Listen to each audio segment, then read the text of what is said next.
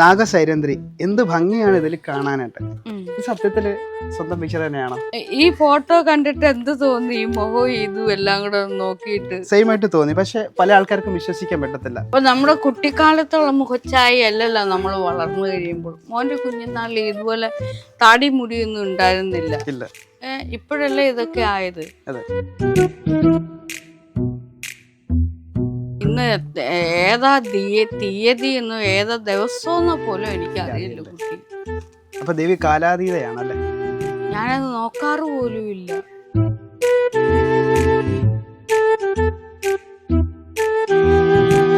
ദിവ്യരാജ്, നാഗസൈരന്ധ്രി, ദിവ്യ നാഗസൈരന്ധ്രി ദേവി, സൈരന്ധ്രി ദേവി, നാഗാദേവി, ദിവ്യാദേവി, ആത്മാനന്ദ ദേവി, അറ്റസ്കൈ ദേവി, അങ്ങനെ ധാരാളം പേരുകളുണ്ട്. എനിക്ക് 8 പേരുമായിട്ട് 8ഒന്നും അല്ല മണി. ഇപ്പൊ നമുക്ക് ഇത് മതി, ഇന്നത്തെ 8 മതി, ഇന്ന് മതി. അല്ലെങ്കിൽ പിന്നെ ഇത് കൊള്ളത്തില്ല. കണ്ട ഇന്റർവ്യൂ പിന്നെ ഇന്നും നാളെ തീരത്തില്ല. ഒരുപാട് പേര് ഞാൻ ഇട്ടിട്ടുണ്ട്.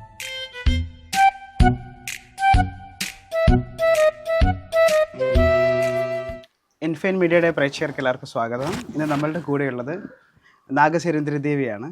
നമസ്കാരം. ഇവിടെ നമ്മൾ നോക്കിക്കഴിയുമ്പോൾ മൊത്തം കാണാൻ പറ്റുന്നത് നാഗസൈരന്ധ്രി ദേവീൻ്റെ കുറേ കലാസൃഷ്ടികളാണ്. ഓരോന്നും വളരെ വ്യത്യസ്തമായിട്ടാണ് എനിക്ക് ഫീൽ ചെയ്യണത്. നമുക്ക് ഇതെന്തൊക്കെയാണെന്നും ഇതിൻ്റെ പിറകിലുള്ള സ്റ്റോറി എന്താണെന്നും നമുക്ക് നാഗസൈരന്ധ്രി ദേവിയോട് തന്നെ ചോദിച്ചറിയാം. നമസ്തേ ദേവി.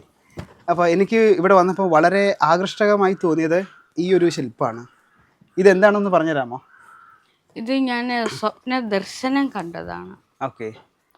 വിഷ്ണു ദർശനം കണ്ടു. അത് വിഷ്ണു ദർശനം പുരുഷൻ കിരീടമൊക്കെ വെച്ച് 5 തലയുള്ള സർപ്പത്തെയൊക്കെ ആകാശത്ത് കണ്ട്, നമുക്ക് മുകളിൽ ആകാശത്ത് കണ്ട്. അപ്പോൾ അത് ഇവിടേക്ക് ഞാൻ പകർത്തു വെച്ചപ്പോൾ അതൊരു പെൺ ശരീരമായിട്ട് ഞാൻ അങ്ങ് പണിത് വെച്ചു. പുരുഷൻ്റെ ദേഹമാണ്. പക്ഷെ എൻ്റെ ബോഡി ഞാൻ നോക്കിയപ്പോൾ ഇത് പണിയേണ്ട ആളുടെ ബോഡി ഈ ആകൃതി ആയതുകൊണ്ട് ഈ ആകൃതിയിൽ ഞാൻ അത് പണിത് വെച്ച്, അത് മണ്ണ് വെച്ച് പണിതുകൊണ്ട് ഇത് ഭൂമിയോട് ചേർന്ന് കിടക്കുന്നതുകൊണ്ട് ഭൂമിയാണല്ലോ, മണ്ണാണല്ലോ, മണ്ണ് ഭൂമിയായിട്ട് ഞാനങ്ങ് പറയുന്നു. ഓക്കെ. ഇതെന്തൊക്കെയാണെന്ന് ഒരു വിവരിച്ചു തരാമോ, അല്ലെങ്കിൽ എക്സ്പ്ലെയിൻ ചെയ്ത് തരാമോ? ഇത് കറുത്തതായിട്ട് ആ സർപ്പത്ത് 5 തലയുള്ള സർപ്പമുണ്ട്. പക്ഷെ ഇവിടെ ഞാൻ ഈ ഒറ്റ തലയെ പണിതിട്ടുള്ളൂ. അപ്പോൾ എനിക്ക് തോന്നി ഇതിനൊരു പേര് ഇടണമെന്ന്. പ്രപഞ്ചഭദ്രൻ ഇതിൻ്റെ പേര്.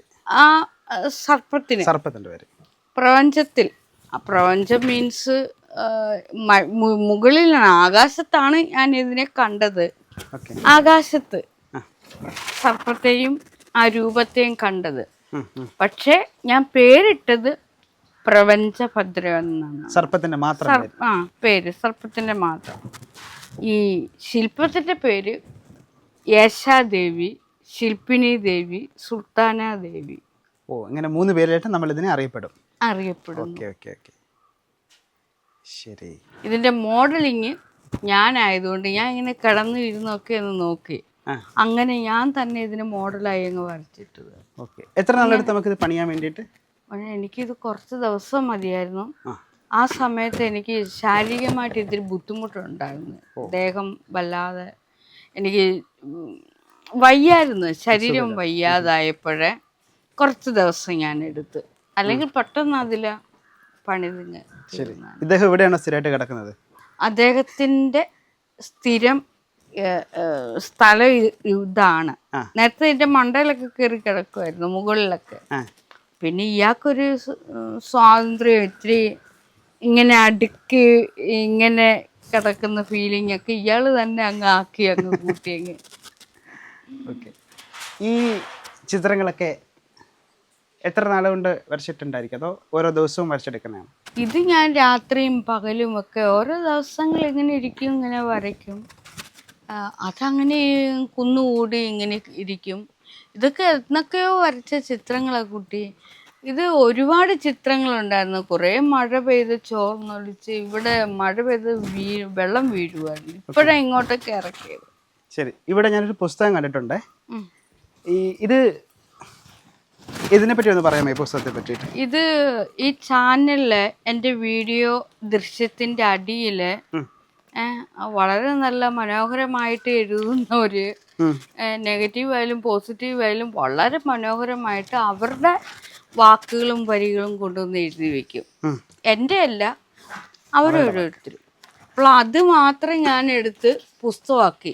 എപ്പോഴെങ്കിലും അവരാരെങ്കിലും ഈ പുസ്തകം കാണുവാണെങ്കിൽ അവർക്കൊരു സന്തോഷം തോന്നും. ശരിയാണ്. എൻ്റെ എഴുത്ത്, എൻ്റെ വാക്കുകൾ ഒരു പുസ്തകമായല്ലോ എന്ന ആ ഒരു ആത്മസന്തോഷം അവർക്ക് തോന്നും. ഈ ഫോട്ടോയിൽ കാണുന്ന നാഗസൈരന്ധ്രി, ഇത് താഴെ കമന്റ് ഇട്ടിരിക്കണത് നാഗസൈരന്ധ്രി. എന്ത് ഭംഗിയാണ് ഇതിൽ കാണാനായിട്ട്. ഈ സത്യത്തില് സ്വന്തം പിക്ചർ തന്നെയാണോ?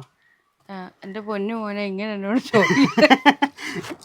എൻ്റെ പഴയ ഫോട്ടോ കണ്ടിട്ട് പറയാ, ഈ ഫോട്ടോ കണ്ടിട്ട് എന്ത് തോന്നി, ഈ മുഖവും ഇതും എല്ലാം കൂടെ നോക്കിയിട്ട് സെയിം ആയിട്ട് തോന്നി. പക്ഷെ പല ആൾക്കാർക്കും വിശ്വസിക്കാൻ പറ്റത്തില്ല. പ്രേക്ഷകരുടെ പല ചോദ്യങ്ങള് ഇതെന്ന് വെച്ചാല് കോളേജ് ടൈം, കലാലയ ടൈം കഴിഞ്ഞ് ഇടയ്ക്ക് നിൽക്കുന്ന ആ സമയത്തുള്ള ഫോട്ടോയാണത്.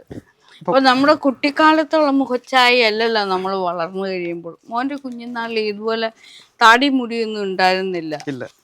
ഇപ്പോഴല്ലേ ഇതൊക്കെ ആയത്. അപ്പോൾ നമ്മുടെ വളർച്ചയുടെ ഓരോ ഘട്ടത്തിലും ഫേസ് മാറി മാറി വരും. അത് ഇപ്പോഴായാലും ഇതുപോലെ ഓരോ നിമിഷത്തിലും നമ്മൾ കണ്ണാടിയിൽ ഇങ്ങനെ നിരീക്ഷിച്ചാൽ മതി. മോൻ ഇപ്പൊ കാണുന്നതല്ല വൈകിട്ട് കാണുന്ന മുഖം. തീർച്ചയായിട്ടും അങ്ങനെ ഓരോ നിമിഷം. ഇത് എത്ര വയസ്സുണ്ടായിരുന്നു? അല്ലെങ്കിൽ ഡിഗ്രിക്ക് പഠിക്കുന്ന സമയമായിരുന്നു, ഡിഗ്രിക്ക് ശേഷമായിട്ടുള്ളതാണോ? കലാലയ ജീവിതം കഴിഞ്ഞ് ഉള്ള സമയത്ത് ചിത്രമാണ്. അതിന് വയസ്സൊന്നും എനിക്ക് ഇനി കൃത്യമായിട്ട് പറയാൻ, ഇന്ന് ഏതാ തീയതി എന്നോ ഏതാ ദിവസമെന്നോ പോലും എനിക്ക് അറിയില്ല കുട്ടി. അപ്പൊ ദേവി കാലാതീതയാണല്ലേ? ഞാനത് നോക്കാറ് പോലും ഇല്ല. സമയം പോലും ഇപ്പൊ എത്രയാണെന്ന് എനിക്ക് അറിയാൻ കഴിയില്ല. ഓക്കെ, എനിക്ക് ദേവിന്റെ കുറച്ച് പേഴ്സണൽ ആയിട്ടുള്ള കുറച്ച് കാര്യങ്ങൾ അറിഞ്ഞാൽ കൊള്ളാമെന്നുണ്ട്, പ്രത്യേകിച്ച് കലാലയ ജീവിതം അങ്ങനെയൊക്കെ. ഇതൊക്കെ നമുക്കൊന്ന് ചോദിക്കാമല്ലോ? മോന് ഇഷ്ടമുള്ളതെല്ലാം ചോദിച്ചോളൂ. എനിക്ക് പറയാൻ മടിയുള്ളത് ഞാൻ മൗനമായിട്ട്. തീർച്ചയായിട്ടും. അപ്പോൾ ഇതിലത്ത് കുറേ ഉണ്ടായിരുന്നു. കുറേ പുസ്തകങ്ങൾ, ആനുകാലിക പുസ്തകങ്ങളൊക്കെ അയച്ചിട്ടുള്ള, അവിടെ അയച്ചു കൊടുത്ത പുസ്തകങ്ങളുണ്ടായിരുന്നു. അതൊക്കെയാണ്. പിന്നെ ഈ ചിത്രവരനയിൽ ഫസ്റ്റ് പ്രൈസ്, സെക്കൻഡ് പ്രൈസ്, ഈ എഴുത്തിൽ എനിക്ക് ഫസ്റ്റ് കിട്ടിയത്, ഈ ക്യാഷ് അവാർഡ് കിട്ടിയത് ഒക്കെ ഉണ്ടായിരുന്നു. അത് സാഹിത്യ ക്യാമ്പിൽ പോയപ്പോൾ കിട്ടിയത്. ഇങ്ങനെ നക്ഷത്രം പിടിച്ചുകൊണ്ടിരിക്കുന്നില്ലേ, അതേണ്ട ഒരു മനുഷ്യന്റെ യൂട്യൂബിന്റെ പ്ലേ ബട്ടൺ, അതിന്റെ തൊട്ടിപ്പുറത്ത് നക്ഷത്രം പിടിച്ചോണ്ട് രൂപം കാണുന്നില്ല, നിങ്ങൾ കാണുന്നുണ്ടോ? അത് സാഹിത്യ രചനയിൽ ഇരിക്കുന്ന സമയത്ത് ക്യാമ്പിന് പോയപ്പോൾ കിട്ടിയില്ല. അങ്ങനെ ധാരാളം ഈ സർട്ടിഫിക്കറ്റും അങ്ങനെയൊക്കെ ഒത്തിരി കിട്ടിയിട്ടുണ്ട്. അതൊക്കെയാണ് ഞാനെടുത്ത് കത്തിച്ച് കളഞ്ഞത്. ഈ സിൽവർ പ്ലേ ബട്ടൺ കിട്ടിയിട്ട് എത്ര നാളായിട്ടുണ്ടാവും? എനിക്കത് കൃത്യമായിട്ട് പറയാൻ കഴിയില്ല. ഈ ഒരു പുസ്തകം വൃശ്ചികത്തിലെ കർത്തവാവ് കവിതകൾ നാഗസൈരന്ധ്രി കുളക്കട 2013 പബ്ലിഷ് ചെയ്തേക്കുന്നത്.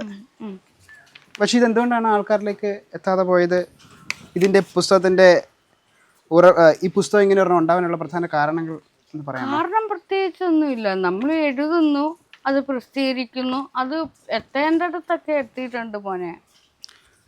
ഒരു ചോദ്യം കൂടെ ചോദിക്കാം. ഈ ഒരുപാട് കവിതകൾ ഇതിനകത്തുണ്ട്, ഈ വൃശ്ചികത്തിലെ കർത്തവാവ് എന്ന് പറയുന്ന ഈ പുസ്തകത്തിനകത്ത്. ഇത് പലതായിട്ട് എഴുതുകയാണോ അതോ പല മാസികൾക്ക് അയച്ചു കൊടുത്ത് നമ്മൾ സൂക്ഷിച്ചു വെച്ചിട്ട് പിന്നീട് ഇതെല്ലാം കൂടെ കോർഡിനേറ്റ് ചെയ്തിട്ട്? പലപ്പോഴായിട്ട് എഴുതിയത്. അതുകൊണ്ട് തന്നെ ഇതിന് പിന്നെ വേറൊരിടത്ത് അയച്ചു കൊടുക്കുമ്പോൾ ഞാൻ എഴുതിയതായിരിക്കത്തില്ല അവർ അതിലേക്ക് പകർത്തുന്നത്. അവരവിടെ തിരുത്തലുകൾ നടത്തും. അപ്പൊ എനിക്കത് വിഷമമുണ്ടാവും. കാരണം എൻ്റെ ഹൃദയത്തിൽ നിന്നും വരുന്ന, എൻ്റെ മനസ്സിലാണോ ഹൃദയത്തിലാണോ എന്തോ അതിൽ നിന്നും മൂറി വരുന്ന എൻ്റെ ആ ആത്മ എഴുത്തിനെ, ആ വാക്കുകളെ, എൻ്റെ എന്താ പറയുക, ജീവനെ അവർ കൊന്നു കളഞ്ഞിട്ട് വേറെ രീതിയിലാക്കുമ്പോൾ എനിക്ക് തോന്നും. ഇതിനകത്ത് ഏറ്റവും പഴയതായിട്ടുള്ള ഒരു കവിത കാണുന്നത് 2009 എഴുതിയിട്ടുള്ളത് കേട്ടോ. 2009 അല്ല ഞാൻ എഴുതി തുടങ്ങിയത്. ചെറുതല്ലേ മുതലേ? ചെറുതിലെ മുതലേ എഴുത്തും വരയും ഒക്കെ ഉണ്ട്. അപ്പോൾ നാഗദേവി ഒരു വേഴ്സറ്റൈൽ ജീനിയസ് ആണല്ലേ? അതായത് എഴുത്ത് ഇതൊക്കെ കുട്ടിക്കാലം മുതല്, അതായത് നഴ്സറിയിൽ ഇപ്പൊ കുട്ടികൾ ഇരുന്ന് വരയ്ക്കുകയും എഴുതുകയും ചെയ്യുന്നില്ലേ? അതെ. നമ്മൾ എന്നാണ് അക്ഷരം പഠിക്കാൻ പോകുന്നത്? ആ അക്ഷരം പഠിക്കുന്ന ആ സമയത്ത് തന്നെ എഴുത്തും വായനയും. മോനെ അത് ചുമ്മാ നമ്മളൊന്നും അത് ഒരുപാട് ചിന്തിക്കേണ്ട കാര്യമില്ല. കുഞ്ഞുങ്ങളെ ഇരുത്തി അക്ഷരം എഴുതി പഠിപ്പിക്കത്തില്ലേ? അപ്പോൾ തന്നെ കവിതകൾ എഴുതി തുടങ്ങി, ചിത്രങ്ങൾ വരച്ചു തുടങ്ങി. കുഞ്ഞുങ്ങളൊക്കെ ഇരുന്ന് ഇങ്ങനെയൊക്കെ വരയ്ക്കില്ലേ? അന്നേ വരച്ചു തുടങ്ങി, എഴുത്ത് തുടങ്ങി, ഈ തുണികൾ തുന്നാൻ തുടങ്ങി.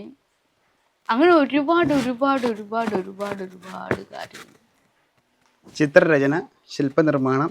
ഇതേ ഇപ്പൊ അവന്റെ ബാങ്ക് ഇത് ഉണക്കാൻ വെച്ചേക്കോ, കഴുകി ഉണക്കണം ഇനി പൈസ എല്ലാം കൂടെ. ഇതെന്തിനാണ് ഈ ചില്ലറകളൊക്കെ കഴുകി ഉണക്കാന്ന് വെച്ചത്? വേണ്ട, ആ സാമ്പ്രാണിത്തിരി കത്തിക്കത്തില്ലേ? അതെ.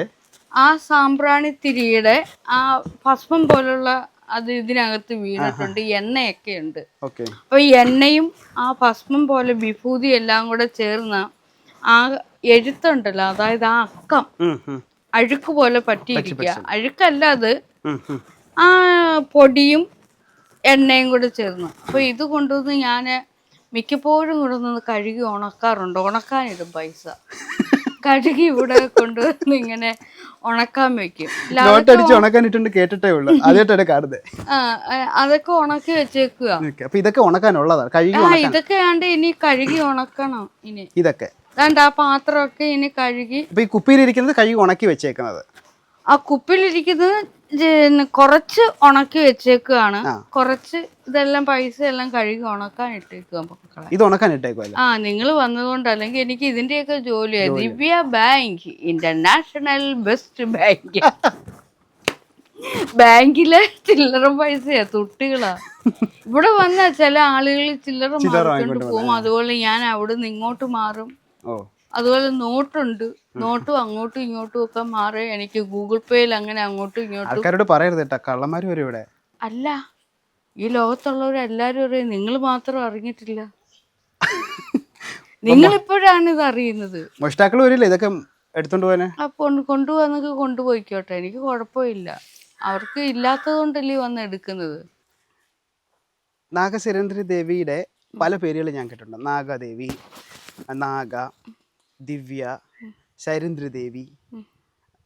ഇതിനകത്ത് ഏറ്റവും ഇഷ്ടപ്പെട്ട പേരെന്താ? എല്ലാം ഇഷ്ടപ്പെട്ട. ഈ ഓരോ പേരും എങ്ങനെ വരണേ? സാധാരണ എനിക്ക് 1-2 പേരൊക്കെ ഉണ്ടാവുള്ളൂ, വീട്ടിൽ വിളിക്കുന്ന പേര്, ഒഫീഷ്യലുള്ള പേര്. ഇത്രയും പേരുകൾ എങ്ങനെയാ വന്നേ? സ്വന്തമായിട്ട് അങ്ങനെ അങ്ങ് ഇട്ടാൽ മതി. സ്വന്തമായിട്ട് ഇട്ടാൽ മതി. പിന്നെ മോനായാലും ചെയ്യാവുന്ന കാര്യമില്ലേ? മോൻ ഇഷ്ടമുള്ളൊരു പേര് ഏതൊക്കെയാന്ന് വെച്ചാൽ സ്വന്തമായിട്ട് അങ്ങ് ഇട്ട് നോക്കിയേ. അതിന് വലിയ പണിയൊന്നും ഇല്ല. കണ്ട ഈ പേര് മുഴുവൻ ദേവി തന്നെ ഇട്ടതാ. പിന്നെ ആരിടാനാ പൊന്നെ? എന്റെ പൊന്നു മോനെ, നമ്മള് തന്നെ ഇടുന്നതാ. അപ്പം ദേവിയുടെ ഇത് ലോജിക്ക് അനുസരിച്ചിട്ട് നമ്മുടെ പേര് നമ്മൾ തന്നെ ഇടണം അല്ലേ? എനിക്ക് അങ്ങനെ ലോജിക്ക് എന്ന് പറഞ്ഞൊരു സംഭവം ഒന്നുമില്ല. ഓക്കെ, അങ്ങനെ ലോജിക്ക് എനിക്കറിയില്ല. നിങ്ങൾ എന്താണ് ഉദ്ദേശിക്കുന്നത്? ഒരു ലോജിക്കും ഇല്ലാതെ മനോ ഞാനിവിടെ ജീവിക്കുന്നത്. അതാണ് എൻ്റെ ഏറ്റവും വലിയ ലോജിക്ക്. ഒരു ലോജിക്ക്. അപ്പോൾ എത്ര പേരുണ്ട് മൊത്തത്തിലെ? പേരെന്ന് പറയാം, എനിക്കൊന്ന് നമ്പർ കാൽക്കുലേറ്റ് ചെയ്യണം. ദിവ്യരാജ്, ഓക്കെ. നാഗസൈരന്ധ്രി, ഓക്കെ. ദിവ്യ നാഗസൈരന്ധ്രി ദേവി, സൈരന്ധ്രി ദേവി, നാഗാദേവി, ദിവ്യാദേവി, ആത്മാനന്ദ ദേവി, അത്തസ്കൈ ദേവി. അങ്ങനെ ധാരാളം പേരുകളുണ്ട്. എനിക്ക് 8 പേരുകളായിട്ടിരിക്കുന്നത്. 8 അല്ല മോനെ, ഇപ്പൊ നമുക്ക് ഇത് മതി. ഇന്നത്തെ 8 മതി. ഇന്ന് മതി, അല്ലെങ്കിൽ പിന്നെ ഇത് കൊള്ളത്തില്ല. കണ്ട ഇന്റർവ്യൂ പിന്നെ ഇന്നും നാളെയും തീരത്തില്ല. ഒരുപാട് പേരുകൾ ഞാൻ ഇട്ടിട്ടുണ്ട്. ഈ ആത്മാനന്ദ ദേവി എങ്ങനെയാണ്? ആത്മാവിൽ നിന്നും ആനന്ദം വന്നപ്പോ ആത്മാനന്ദ ദേവി എന്നങ്ങ് പേരങ്ങ് ഇട്ടുപോയി. എന്ത് ചെയ്യാനാ? അത്തസ്കൈ ദേവി. അത്തസ്കൈ ദേവി എർത്ത്, ഭൂമി, സ്കൈ ആകാശം. ഭൂമിയും ആകാശവും നിറഞ്ഞു നിൽക്കുന്നവൾ ദേവി, സ്കൈ ദേവി. ഇവിടെ ഞാനൊരു ഇൻഫ്ലുവൻസർ ഒരു ചെറിയൊരു റീൽ കണ്ടിട്ടുണ്ടായിരുന്നു. നാഗദേവി കുറേ ആൾക്കാരെയൊക്കെ ചീത്ത പറഞ്ഞിട്ടുള്ള വീഡിയോ ഒക്കെ ഉണ്ടായിരുന്നു. അപ്പം അദ്ദേഹം പറഞ്ഞു, അദ്ദേഹത്തിനൊരു പിക്ചർ കിട്ടി. നമ്മൾ ദുബായ് ഡിസ്കസ് ചെയ്ത ആ കോളേജ് ടൈമിലുള്ള ഒരു പിക്ചർ ഫോട്ടോ. ഉം. അവർ പറഞ്ഞു ഈ നാഗസേരന്ദ്രയെ പറ്റി അദ്ദേഹം അന്വേഷിച്ച സമയത്ത് നാഗസേരന്ദ്രി പഠിക്കുന്ന സമയത്ത് ഭയങ്കര ബുദ്ധിശാലിയായിരുന്നു, ഉം. എല്ലാ തരത്തിലുള്ള എക്സ്ട്രാ കരിക്കുലർ ആക്ടിവിറ്റിയിലും ഉണ്ടായിരുന്നു. ഉം. ഇപ്പം നാഗസേരന്ദ്രി ദേവിക്ക് എന്താണ് പറ്റിയത് എന്ന് നമുക്കറിയില്ല. ഇപ്പൊ ഒന്നും പറ്റിയില്ല. ബുദ്ധി എല്ലാം പോയിട്ട് ഇപ്പൊ ഏത് ലെവലിലേക്കൂടെ ഞാൻ പോകുന്നതെന്ന് പോലും എനിക്കറിയത്തില്ല. ബുദ്ധി പോയി, ബുദ്ധിയെല്ലാം നമ്മളിന്നും പോയി കഴിഞ്ഞിട്ട് നമ്മുടെ ആ ഉള്ള ബുദ്ധിയിൽ നിന്നും ഇപ്പോൾ അതേപോലെ തന്നെ ഒരു മാറ്റമില്ല. ഒരല്പ നേരത്തേന് ബുദ്ധി പോയി ഒന്ന് ക്ലീനായി വന്നതാണ്. അത് നിങ്ങൾക്കും എനിക്കും എല്ലാം ഉണ്ടാവും ആ അവസ്ഥ. ഒരല്പം നേരം നമുക്ക് ബുദ്ധിയൊന്നും ഇല്ലാണ്ട് ഫുൾ ഇരുട്ടാകും, കണ്ണും കാണത്തില്ല, ചിന്തകളും പോകും. ഉള്ളിലാണ് ഇതെല്ലാം നടക്കുന്ന. ചിന്തകൾ പോകും, ഫുൾ അന്ധകാരത്തിലേക്ക് പോകും, മനസ്സ് വേർപെട്ട് പോകും, കഴിവ് നഷ്ടപ്പെടും, ശാരീരികമായിട്ടും ഒക്കെയും ചിന്തകൾ പോകും, ബുദ്ധി പോകും, ഓർമ്മകൾ പോകും. അതെല്ലാം ഒരു സെക്കൻഡ് കൊണ്ട് നടക്കും, ഒരു നിമിഷം. പിന്നെ നമ്മൾ മെല്ലെ ഇരുന്ന് ഞാൻ എവിടെയാണ് എത്തപ്പെട്ടതെന്ന് ഇങ്ങനെ ഇരുന്ന് പിന്നെ ധ്യാനമാണ്. പിന്നെ നമുക്ക് അങ്ങോട്ടും ഇങ്ങോട്ടും ചലിക്കാൻ പറ്റത്തില്ല. കാരണം നമ്മൾ ഉണ്ടാക്കി വെച്ചിരിക്കുന്നതൊന്നുമല്ല ഈ ലോകമെന്ന് നമ്മുടെ ഉള്ളു തന്നെ നമ്മളെ വന്ന് കാട്ടിത്തരും. അഹങ്കാരം പോകും. അതായത് നമ്മൾ എന്തൊക്കെയാണോ കരുതി നമ്മളെക്കുറിച്ച് വെച്ചിരുന്നത്, ഒരു അഹങ്കാരം ബോധം ഉണ്ടല്ലോ എല്ലാവർക്കും, അതൊക്കെ ഫുള്ള് പോയി കഴിയുമ്പോഴേ നമ്മൾ പിന്നെ ഒറ്റയായി പോവുക. എന്നാൽ എല്ലാവരും ഉണ്ട്. ഈ കാറ്റുണ്ട്, ഭൂമിയുണ്ട്, തൊട്ടടുത്ത് കൂട്ടുകാരുണ്ട്, ഒക്കെ ഉണ്ടെങ്കിലും ഉള്ളിൽ എന്തോ നമ്മളിൽ നിന്ന് നഷ്ടപ്പെട്ടു പോയൊരു ഫീലിംഗ്, അത് തിരിച്ചു കിട്ടാൻ വേണ്ടിയുള്ള പിന്നീട് ഇങ്ങനെ, അതിനെയാണ് പലരും ധ്യാനം എന്നൊക്കെ പറയുന്നത്. ആത്മഭാഷണം, ആത്മസംഭാഷണം. ഞാൻ ആരായിരുന്നു, ആ ചോദ്യം. അപ്പോൾ ആ ചോദ്യത്തിൽ നിന്നും നീ ഇന്ന ചെയ്തിരുന്നു, ഇന്ന ആളായിരുന്നു, ഇന്നതായിരുന്നു. നമ്മൾ നമ്മളോട് തന്നെ ആത്മസംവാദം. സംവാദം എന്ന് വെച്ചാൽ മൗനത്തിൽ. ഇപ്പം നാവെടുത്ത് സംസാരിക്കുമ്പോൾ അവിടെ ഒച്ച വരുന്നുണ്ട്, ശബ്ദം വരുന്നുണ്ട്. ഇങ്ങനെ ഇരിക്കുമ്പോഴാരും കേൾക്കുന്നില്ലല്ലോ. പക്ഷെ ഉള്ളിൽ റീഡിങ് നടന്നുകൊണ്ടിരിക്കുകയാണ്. അപ്പോൾ നിങ്ങൾ ഈ കേൾക്കുന്ന മുഴുവൻ നിങ്ങളോടൊന്നും ഞാൻ പറയുന്നതല്ല, ഞാൻ സംസാരിക്കുന്നതാണ്. അതെടുത്ത് യൂട്യൂബ് ചാനലിലേക്ക് അപ്ലോഡ് ചെയ്യുന്നു. അപ്പോൾ ഞാൻ എന്താ അത് പറയുന്നതെന്ന് വെച്ചാൽ, സമയം കളയാതെ നിങ്ങൾ നിങ്ങളുടെ ജോലി ചെയ്യുക. അതിൻ്റെ ഏറ്റവും വലിയ മീനിങ് ഞാൻ എന്നോട് തന്നെ പറയുന്നത്, നീ സമയം കളയാതെ നീ നിൻ്റെ ജോലി ചെയ്യൂന്ന് പറയുന്നത് യൂട്യൂബിലേക്ക് എടുത്തിടുന്നു. വരുന്ന പൊട്ടന്മാരെല്ലാം വിചാരിക്കുന്ന അവരെ ഞാൻ ഉപദേശിക്കുന്നു എന്നാണ്. പക്ഷെ അല്ല, ഞാൻ എന്നെ തന്നെ പാകപ്പെടുത്തി എടുക്കുന്നതാണ് യൂട്യൂബിലേക്ക് ഇടുന്നത്. അറിയാവോ? അത് ഇങ്ങനെ വന്നിരുന്ന് നമ്മൾ ഇങ്ങനെ ഇരുന്ന് സംസാരിച്ചാൽ മാത്രമേ അതിൻ്റെ അത് മനസ്സിലാവുള്ളൂ. രണ്ട് വ്യക്തികളായിട്ട് സംസാരിക്കുമ്പോൾ മാത്രമേ അത് അറിയുള്ളൂ. അപ്പം ഞാനും മോനും ഇങ്ങനെ ഇരുന്ന് സംസാരിക്കുമ്പോൾ ദേഹങ്ങളാണ് അവിടെ സംസാരിക്കുന്നത്, അവയവങ്ങൾ, നാവാണ് അവിടെ വർക്ക് ചെയ്യുന്നത്, അല്ലേ? കുട്ടിയുടെ നാവല്ലേ സംസാരിക്കുന്നത്, നാവല്ലേ ജോലിയല്ല, നാവാണ് അവിടെ സംസാരിക്കുന്നത്. കണ്ണ് നോക്കുന്നു, ഞാനും ഇങ്ങനെ മോനെ കാണുന്നു, നാവ് സംസാരിക്കുന്നു. അത് കഴിയുമ്പോൾ നമ്മൾ ഒറ്റയാണ്. ഇനി ചോദിച്ചോളൂ, എല്ലാം കൂടെ ഈ കുഞ്ഞാൻ തലയ്ക്കകത്തിൽ കേട്ടിട്ടുണ്ടാവും. എന്തുവാക്കെയാ ഞാൻ പറഞ്ഞതെന്ന് പോലും അറിയാൻ വയ്യാതാവും. ഇനി ചോദിച്ചോ പൊന്നെ. നാഗസേരേന്ദ്ര ദേവി ഒരുപാട് പേരൊരു മോട്ടിവേഷൻ സ്പീക്കറായിട്ടും ഒരു മോട്ടിവേറ്ററൊക്കെ ആയിട്ടും കാണുന്നുണ്ട്.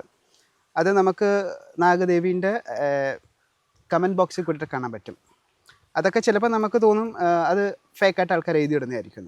പക്ഷേ ഇന്ന് ഞാനിവിടെ വന്നപ്പോൾ ഒരു സ്ത്രീ വളരെ വിഷമത്തോടു കൂടിയിട്ട് നിങ്ങളെ കെട്ടിപ്പിടിക്കുന്നുണ്ടായിരുന്നു, കരയുന്നുണ്ടായിരുന്നു, നിങ്ങൾ സമാധാനം കൊടുക്കുന്നുണ്ടായിരുന്നു അവർക്ക്. അതിനുശേഷം അവർ വളരെ ആശ്വാസത്തോടു കൂടിയിട്ട് തിരിച്ചു പോകുന്നുണ്ടായിരുന്നു. അങ്ങനെ ഒരുപാട് ആൾക്കാർ വരുന്നുണ്ട് പലപ്പോഴായിട്ടും എന്ന് എനിക്ക് മനസ്സിലാവുന്നുണ്ട്. ഇവിടെ വന്ന് അത് സമാധാനം കൊടുക്കുകയെന്ന് വെച്ചാൽ രണ്ട് തരത്തിൽ ഞാൻ സമാധാനം കൊടുക്കാറുണ്ട്.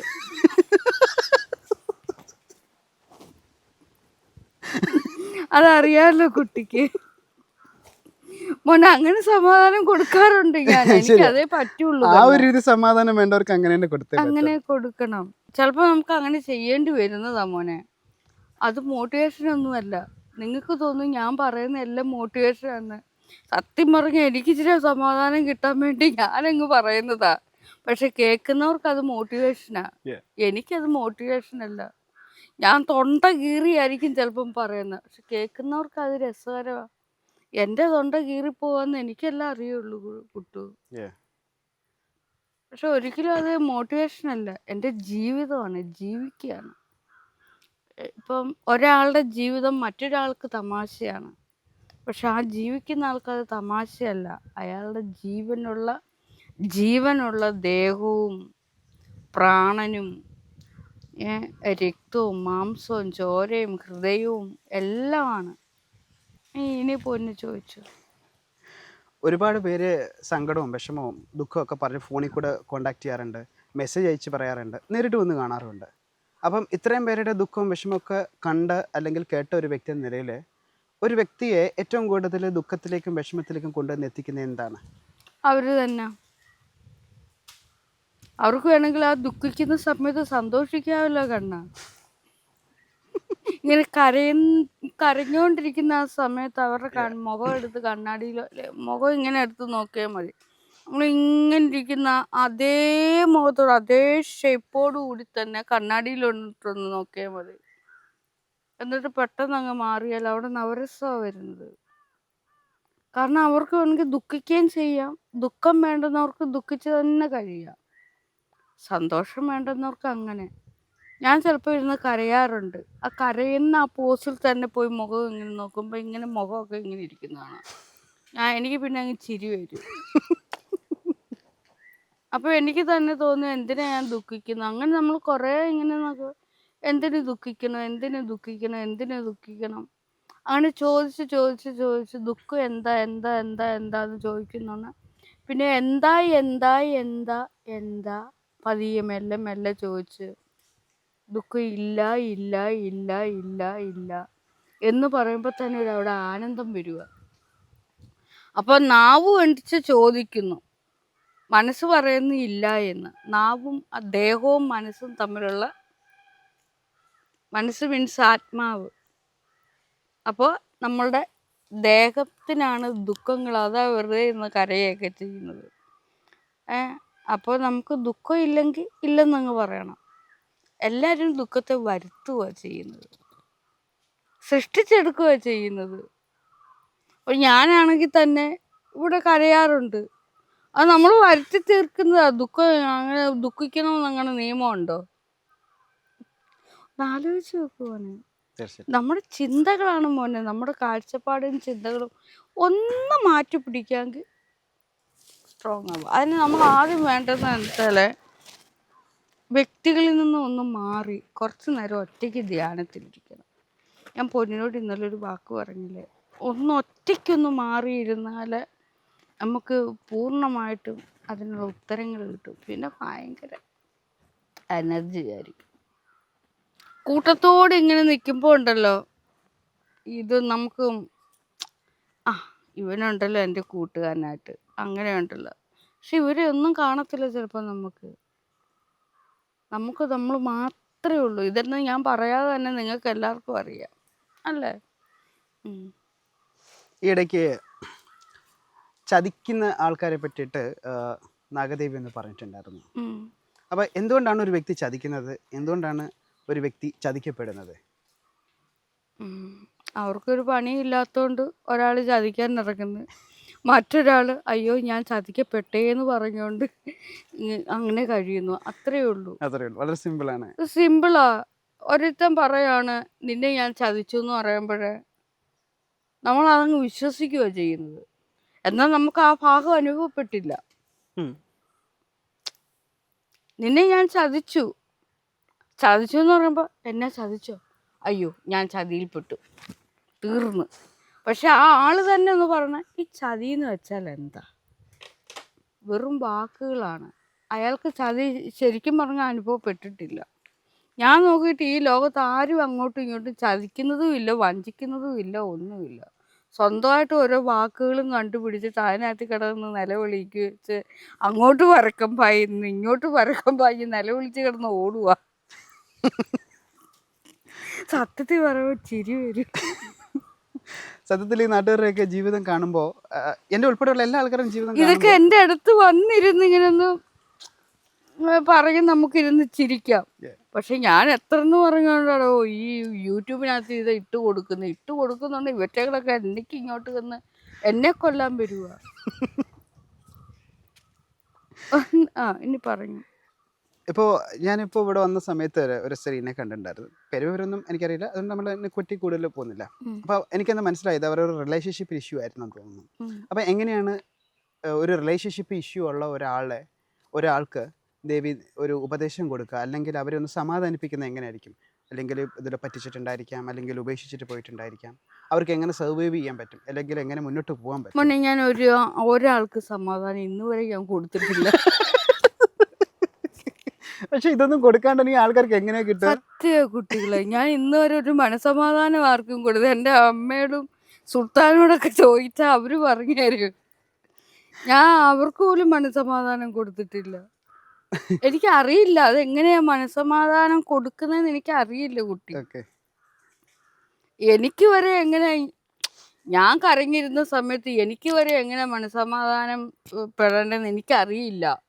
ആ അറിയാത്ത ഒരാള് എനിക്കെങ്ങനെ മറ്റൊരാൾക്ക് കൊടുക്കാൻ കഴിയും? അവനവൻ തന്നെ വേണം പാകപ്പെട്ട് മനസ്സിനെ സമാധാനിപ്പിച്ച് വരേണ്ടത്. മനസ്സിനെ സമാധാനിപ്പിക്കുക, അതായത് മോൻ്റെ മനസ്സിനെ മോൻ തന്നെ ഇരുന്ന് ഒരിടത്ത് അടങ്ങി ഒതുങ്ങിയിരുന്ന് സമാധാനിപ്പിക്കുക. അത്രയേ ഉള്ളൂ, സിമ്പിൾ കാര്യം. വേറെ ആരും വരില്ല. പിന്നെ അല്ലാതെ അവരൊക്കെ അവരുടെ ഓരോ ജോലിയും ചെയ്തുകൊണ്ടിരിക്കുക. മോൻ വിളിച്ചാലൊന്നും അവരെ ഇപ്പം എനിക്കിപ്പോൾ മനസമാധാനം കിട്ടണമെന്ന് പറഞ്ഞിട്ട് ഞാൻ നിങ്ങളുടെയൊക്കെ അടുത്ത് എനിക്ക് ഇതിന് മനസമാധാനം തരുമെന്ന് വെച്ചാൽ നിങ്ങൾക്കത് എങ്ങനെ തരാൻ കഴിയും? ഞാൻ സത്യമാണ് പറയുന്നത്, നിങ്ങൾക്കത് എങ്ങനെ തരാൻ കഴിയും? നിങ്ങൾക്ക് തരാൻ കഴിയില്ല. ഇനി എന്നെ എത്ര മക്കളെ പോട്ടെ എന്ന് പറഞ്ഞാലും 2 ദിവസം കഴിയുമ്പോൾ വീണ്ടും ഞാൻ അവരുടെ അടുത്തോട്ട് വരും. അവർക്ക് പിന്നെ എന്നെ കൊണ്ട് ശല്യമായിത്തീരും അല്ലേ? 10 ദിവസം മോൻ്റെ അടുത്തോട്ട് വരുമ്പോൾ എപ്പോഴും കരഞ്ഞു ഊവിക്കൊണ്ട് വരുന്ന അതേ വരുന്നവരെ ഇന്നത്തെ ദിവസം പോയി എന്ന് തന്നെ പറയും. അതുകൊണ്ടാണ് ഇറങ്ങിയത്. ഒരാൾക്കും മറ്റൊരാൾക്കും മനസമാധാനം കൊടുക്കാൻ കഴിയില്ല. ഞാൻ നിങ്ങൾക്ക് ആർക്കെങ്കിലും തന്നിട്ടുണ്ടോ? അല്ല, നിങ്ങൾക്ക് ആർക്കെങ്കിലും ഞാൻ മനസമാധാനം തന്നിട്ടുണ്ടോ? കമന്റ് ബോക്സിൽ ഏറ്റവും കൂടുതൽ ആൾക്കാർ എൻ്റെ മോട്ടിവേഷൻ ലീഡറാണ്, അല്ലെങ്കിൽ എൻ്റെ മോട്ടിവേറ്ററാണ്, ഞാൻ ഇന്ന് ജീവിക്കുന്ന നാഗസൈരന്ധ്രി കാരണമാണെന്ന് അതൊക്കെ അവര് പറയാറുണ്ട്. ഒത്തിരി പേര് പറയാറുണ്ട്, ഇവിടെ വന്നും പറയാറുണ്ട്. എനിക്ക് തോന്നിയിട്ടില്ല ഞാൻ ആർക്കെങ്കിലും മനസമാധാനം കൊടുത്തിട്ടുണ്ടെന്ന്. ആൾക്കാരുടെ മനസമാധാനം നശിപ്പിച്ചിട്ടുണ്ടോ? നശിപ്പിച്ചിട്ടതുമില്ല. ആളുകൾ ഇങ്ങോട്ട് ചോദ്യങ്ങൾ ചോദിക്കുമ്പോൾ അതിനുള്ള ഉത്തരങ്ങൾ കൊടുക്കുന്നു. ആ ഉത്തരങ്ങൾ കേട്ടിട്ട് ചിലരിന്ന് കണ്ണുനീരൊലിപ്പിക്കും, ചിലർ സന്തോഷിക്കും. അതല്ലാതെ എനിക്ക് അറിയില്ല കുട്ടി, മനസമാധാനം എന്താ, എനിക്കൊന്നും അറിയില്ല. ഇവിടെ നമ്മുടെ ഈ സൈരന്ധ്രി ദേശത്തിൽ എത്ര പേരുണ്ട്? ഇപ്പൊ നിങ്ങൾ ഇത്രയും പേരുണ്ട്. നേരത്തെ വന്ന ആളുകളുണ്ട്.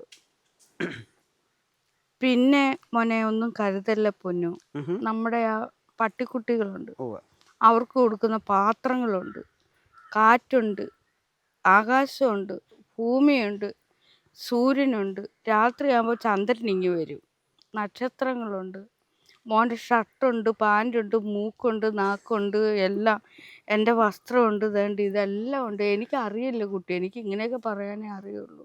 മനുഷ്യരായിട്ട് എത്ര പേരുണ്ടായിരിക്കും? അതായത് ഇവിടെ സൈരന്ധ്രി ദേവിയുടെ കൂടെ കുറച്ച് കാലയളവായിട്ട് താമസിക്കുന്ന അമ്മ, അച്ഛൻ? അമ്മ എന്ന് പറയുന്ന വ്യക്തി, സുൽത്താൻ എന്ന് പറയുന്ന വ്യക്തി, ഈ പിന്നെ ഇവിടെ വന്നു പോകുന്നവരുണ്ട്. അതുകൊണ്ട് എനിക്ക് കൃത്യമായിട്ട് എണ്ണം, ചിലരൊക്കെ ഇവിടെ തങ്ങും കുട്ടികൾ. അപ്പോൾ എനിക്ക് അത് അങ്ങനെ കൃത്യമായിട്ട് എനിക്ക് പറയാൻ പറ്റില്ല മോനെ. അങ്ങനെയാ, മിക്കപ്പോഴും ഇവിടെ ഉറങ്ങുന്നവരുണ്ട്.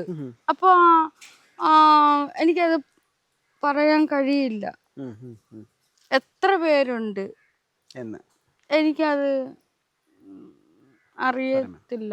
സൈരന്ധ്രി ദേവിയുടെ അമ്മേനെ പറ്റിയിട്ടൊന്ന് പറയാമോ? അമ്മ ഒരു പാവം അമ്മ, ഒരു വ്യക്തി, ഒരു പാവം, ഒത്തിരി അധ്വാനിയാണ്, കഠിനാധ്വാനി. എല്ലാവർക്കും എല്ലാം വാരിക്കോരി കൊടുക്കുന്ന ഒരു ദാനധർമ്മിഷ്ഠ. എൻ്റെ പിതാവ് രാജു, അദ്ദേഹവും ഒരു ശുദ്ധപാവം. അദ്ദേഹം ഇപ്പം ഇവിടെ ഇല്ല. അദ്ദേഹത്തെക്കുറിച്ചും അമ്മയെക്കുറിച്ചും ഒക്കെ അവരോട് ചോദിക്കുമ്പോഴായിരിക്കും ഏറ്റവും കൂടുതൽ അറിയാൻ കഴിയുന്നത്. പിന്നെ സഹോദരൻ എന്ന് പറയുന്ന വ്യക്തി രാംരാജ്, ദിൻഷിരാജ്, ഞാൻ അദ്ദേഹത്തെ താലോലിച്ച് വിളിക്കുന്നത് പോപ്പോക്കുട്ടൻ. പോപ്പോക്കുട്ടനാ? പോപ്പോക്കുട്ടൻ. അദ്ദേഹത്തിൻ്റെ ബൈക്കിനാ പേരെടുത്തിട്ട്. ഓ. അപ്പം അദ്ദേഹത്തെക്കുറിച്ചൊക്കെ ഏറ്റവും കൂടുതൽ അറിയാവുന്ന അവരോട് ചോദിക്കുമ്പോഴാണ് ഏറ്റവും നല്ല ബ്രില്യൻ്റാണ് പോപ്പോക്കുട്ടൻ. സഹോദരൻ എന്ന് പറയുന്ന ആള്. ബ്രില്യൻ്റ് എന്ന് വെച്ചാൽ ഭയങ്കര നല്ല അറിവുള്ള ഒരാളാണ്. പോപ്പോക്കുട്ടൻ എന്താ ചെയ്യുന്നത് ഇപ്പോൾ? എല്ലാ ജോലിയും ചെയ്യും. പാചകം ചെയ്യും, പെയിന്റിങ്, വയറിങ്, പ്ലംബിങ്. NCCയിലൊക്കെ ഉണ്ടായിരുന്നു. നല്ല കുട്ടിക്കാലത്ത് നല്ല പഠിക്കുന്ന ഒരു കുട്ടിയായിരുന്നു. എല്ലാ പഠനത്തിൽ നല്ല മികവായിരുന്നു. പാട്ട്, നൃത്തം, എനിക്കറിയില്ല, ഞാൻ എങ്ങനെയാണോ അതിൻ്റെ മറ്റൊരു പതിപ്പാണ്. പക്ഷെ അദ്ദേഹത്തിനെ ഒന്നും ഇതുവരെ ഈ ചാനലിലേക്കൊന്നും വന്നിട്ടില്ല. എൻ്റെ ചാനലൊക്കെ ഉണ്ട്. അദ്ദേഹത്തിന് ഒത്തിരി ആഗ്രഹങ്ങളൊക്കെ ഉണ്ടായിരുന്നു. എന്നാൽ ആഗ്രഹങ്ങളൊക്കെ പോയിട്ട് എനിക്കറിയില്ല. അദ്ദേഹത്തിന് നേരിട്ട് അദ്ദേഹത്തോട് ചോദിച്ചാലേ അറിയുള്ളൂ. എല്ലാവരും പാവങ്ങളാ, ശുദ്ധരാ എല്ലാവരും. പിന്നെ എന്നെയൊക്കെ നന്നായിട്ട് സഹിക്കുന്നുണ്ട് അവർ. അപ്പോൾ നാഗദേവിയുടെ കമന്റിയുടെ താഴെ നിന്ന് പൂരെ തെറി പറയുന്നവരും പാവത്തുങ്ങളല്ലേ? അവരെ എൻ്റെ അടുത്ത് ഒരു 5-10 മിനിറ്റ് നേരെ വന്നൊന്നിരുന്ന് സംസാരിക്കുവാണെങ്കിൽ അവർക്ക് മനസ്സിലാവും. അവർ പിന്നെ എന്നെ തെറിയൊന്നും വിളിക്കൂല. സത്യമല്ലേ? തീർച്ചയായിട്ടും തെറി വിളിക്കില്ല. അവർക്ക് വിളിക്കാൻ പറ്റില്ല കുട്ടി. അതോ ഇനി തെറി വിളിച്ചാൽ തന്നെ തിരിച്ച് ഞാനും ഒരു വിളി വിളിച്ചാൽ തീരാവുന്നതേ ഉള്ളൂ. പക്ഷെ ഇങ്ങനെ നേരിട്ട് വന്നിട്ട് തെറി വിളിച്ചാൽ തന്നെ ഞാൻ മിണ്ടില്ല. ഇപ്പൊ നിങ്ങൾ ഇവിടെ ഇത്രയും പേര് ഇരിക്കുന്നത്, എന്നെ തെറി വിളിക്കുവാണെങ്കിൽ എനിക്ക് എന്ത് ചെയ്യാൻ പറ്റും? ഒന്ന് ആലോചിച്ച് നോക്ക്. എവിടുന്നൊക്കെയോ നിങ്ങൾ ഇവിടെ വന്ന് തെറിയും വിളിച്ചിട്ട് പോവാന്നല്ലാതെ ഞാൻ എന്ത് ചെയ്യാൻ പറ്റും? അത് രസം എന്താന്ന് വെച്ചാൽ ഒരു മോൻ ഇവിടെ വന്ന് എനിക്ക് ചിരിയും വരുക. ആ കുട്ടി ലൈവ് കാണുവാന്നൊക്കെ, വീഡിയോ കാണുവാന്നൊക്കെ, ആ കുട്ടി ഇവിടെ വന്നിട്ട് എന്നോട് പറഞ്ഞു, എനിക്ക് കാണുന്നവരോടെല്ലാം മോശമായിട്ട് എനിക്ക് തോന്നുന്നു, എല്ലാവരെയും മോശമായിട്ടാണ് തോന്നുന്നത്. അപ്പോൾ എന്നോട് പറയാം, എനിക്ക് നിങ്ങളെ മോശമായിട്ടാണ് തോന്നുന്നു, വളരെ മോശമായിട്ട്. ഞാൻ പറഞ്ഞു, അതെയോ, മോൻ എന്നെ എന്തെങ്കിലും പറയണമെന്ന് തോന്നുന്നുണ്ടോ? ആ, പറയണമെന്ന് തോന്നുന്നുണ്ട്. ഞാൻ പറഞ്ഞോളാൻ പറഞ്ഞു. എന്ത് ചെയ്യാൻ പറ്റും? ഞാൻ പറഞ്ഞോളാൻ അങ്ങ് പറയുകയും ചെയ്ത് കുട്ടി അപ്പുറത്തോട്ട് മായിരുന്നു. പൂവും കായും മായും എല്ലാം എന്നെ തച്ചിരുന്ന് വിളിക്കുക, എന്നെ തെറി വിളിക്കുക ഇവിടെ വന്നിട്ട്. ഞാൻ പറഞ്ഞു, മോനെ പറഞ്ഞോളാൻ പറഞ്ഞു. പിന്നെ ഞാൻ പറഞ്ഞു, കരയണോ? ഇപ്പോൾ കരയണമെന്ന് പറഞ്ഞു. ഒറിജിനാലിറ്റിയാണ് ഞാൻ പറയുന്നത്. അപ്പോൾ ആ കുട്ടി ഇരുന്ന് കരഞ്ഞ് തെറിയും വിളിച്ച് കരഞ്ഞ് എനിക്ക് കമ്മലും മാലയും എല്ലാം കൊണ്ടുവന്ന്. എന്നിട്ട് വളരെ സന്തോഷത്തോടു കൂടിയാണ് പോയത്. അതാണ് ഞാൻ പറഞ്ഞത്, ദൂരെ നിന്നൊക്കെ ഇവിടെ വന്ന ആളുകൾ വന്ന് തെറിയും വിളിച്ചിട്ട് പോകും, വഴക്കും ഉണ്ടാക്കിയിട്ട് പോകും, എല്ലാം ചെയ്തിട്ടാണ് പോകുന്നത്. എല്ലാം ചെയ്യാന്ന് വെച്ചാൽ തെറിയും വിളിച്ചു, വഴക്കം ഉണ്ടായി, കൂട്ടും കൂടി, പല സ്വഭാവത്തിലുള്ളവരില്ലേ വന്നു പോകുന്നത്. നമുക്ക് എന്ത് ചെയ്യാൻ പറ്റും? ഞാനതെല്ലാം ഇങ്ങനെ കണ്ടും കേട്ടും ഇരിക്കും. അതായത് വെളിയിൽ ഇപ്പം ഞാനിപ്പോൾ പുറത്ത് പോയില്ലെങ്കിലും എല്ലാം ഇങ്ങോട്ട് വന്നു. പുറത്ത് നമ്മൾ ഒന്നിനും പോകണ്ട. അതായത് പുറത്തോട്ട് ഇറങ്ങിയാൽ ആൾക്കാരൊക്കെ കണ്ടിട്ടില്ല, വാർത്തകൾ അങ്ങോട്ടും ഇങ്ങോട്ടും തല്ലുണ്ടാവുക, ചിലപ്പം വണ്ടി അങ്ങോട്ട് മാറ്റിയിട്ടില്ല എന്ന്, വാഹനം റോഡിൽ നിന്നൊന്നും മാറ്റിയിട്ടില്ല എന്ന് കരുതിയായിരിക്കും അവർ വഴക്കുണ്ടാക്കുന്നത്. അല്ലെങ്കിൽ ഒന്ന് മുട്ടിയെന്ന് കരുതിയായിരിക്കും, അല്ലെങ്കിൽ ഒന്ന് നോക്കിയെന്ന് കരുതിയായിരിക്കും, അല്ലെങ്കിൽ ഹോട്ടലിലേക്ക് ഭക്ഷണം കഴിക്കാൻ ചെന്ന് കറി താമസിച്ചു പോയി, അല്ലെങ്കിൽ ഈ കറിക്കകത്ത് കൂട്ടാനകത്തിൽ എന്തെങ്കിലും ഉണ്ടായി, അല്ലെങ്കിൽ അങ്ങനെയൊക്കെ പല കാര്യങ്ങളായിരിക്കും. അപ്പം എനിക്ക് പുറത്ത് പോകണ്ട, എല്ലാം ഇവിടെ ഉണ്ട്.